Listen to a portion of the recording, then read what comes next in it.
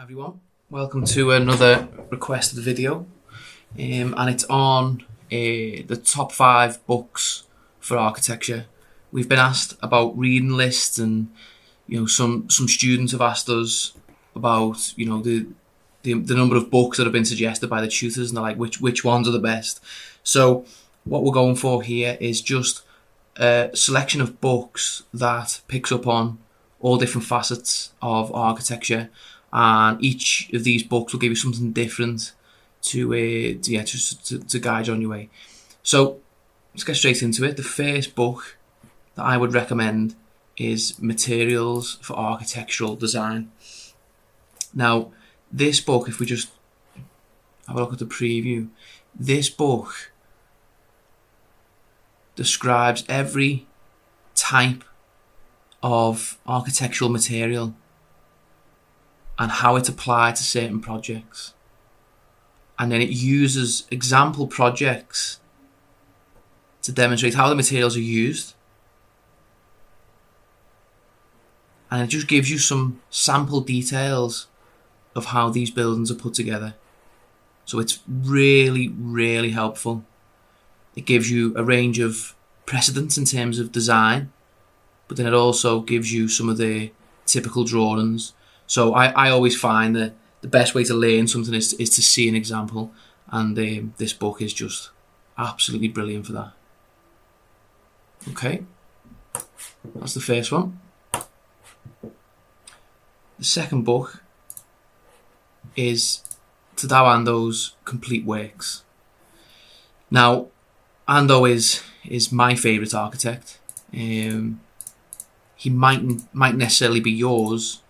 So you might want to almost like use an equivalent architect. So the publisher Taschen, they do books on Zaha and Libeskind and things like that, and they do these huge hardback books on each of these architects' complete works. So my recommendation would be Ando. 1, because he's my favourite architect, but 2, in the text of the book, he explains how he's arrived at his concepts, and you can see all his little concept sketches and things like that. And Ando's responsible for some of the best buildings in the world. So for me, this book will give you some real guidance on how one of the best architects that's ever lived thinks, how he designs, how he comes up with his narratives and his concepts, and then you just get a little taste of some of his finished drawings, his sketches, and obviously some photographs of his finished work. And the book is super extensive. Tadao Ando is a prolific architect, and yeah, the book is just full of ideas and examples. So you will not be stuck for an idea if you're at uni, or if you've got a new project. You just won't be stuck for an idea if you scour through this book.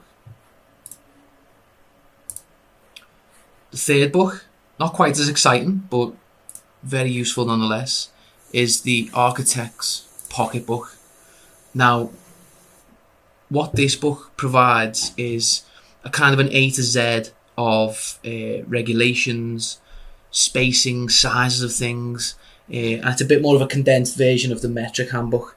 You'll do well carrying the metric handbook around. So with this one, it is pocket size, and it gives you everything from it actually explains definitions of certain words in architecture, and it also gives you, say, the height of the height that a shelf should be, eye height, spacings between desks and things like that.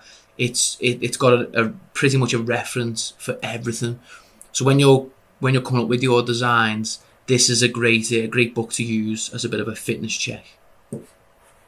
That's number 3. Number 4. Now, this book was one of those books that I got that if only I'd have bought it earlier. My first couple of years at uni, I was heavily criticised for how poorly I was presenting my work. There was windows missing, doors missing. It was just, I did really struggle the first couple of years. And if I'd have just read this book, it would have gave me an insight into how to present my schemes. And this book is super detailed. It goes into everything from what drawing media you need to use. It's got line weights, additional tools, and things like that. And then it explores different ways of graphically representing your architecture projects. So yeah, we can come up with the best narrative, the best design in the world, but if we can't present it effectively, then we get nowhere, whether that's with tutors or clients. So this book is absolutely essential. And then last but not least is the XS books. Now you'll notice that there's a series of these. There's Green Buildings. There's the original book, which is the XS Big Ideas, Small Buildings, and then you got Small Structures, Green Architecture. The XS book series, for me, pretty much just opened my mind to quite abstract ideas. So if we just explore some of the pages of the book, you see some schemes that you might think, bloody hell, I'd never design anything like that.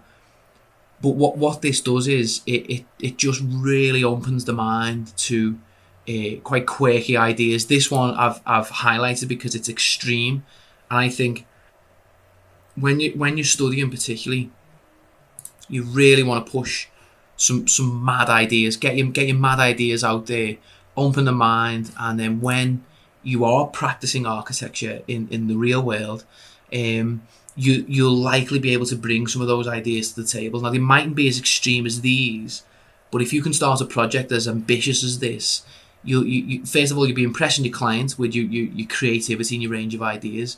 But then I think if you start a project that is quite wacky like this, even if it's pared back, value engineered they call it, if it's pared back, you're giving yourself a better chance of arriving at still a very interesting, if not award-winning project. So the XS series is a great way of exploring quite wacky concepts. So these 5 books will allow you to come up with narratives. It'll allow you to come up with your concepts. It'll help you present your drawings effectively, your projects effectively. It'll help you with the range of architectural materials and how to apply them. It'll give you some, that range of books will give you advice on detailing and construction, particularly the materials for architectural design. And obviously the pocket book will give you some really solid design guidelines. So for me, with those 5 books, you can't go wrong. Thanks for watching.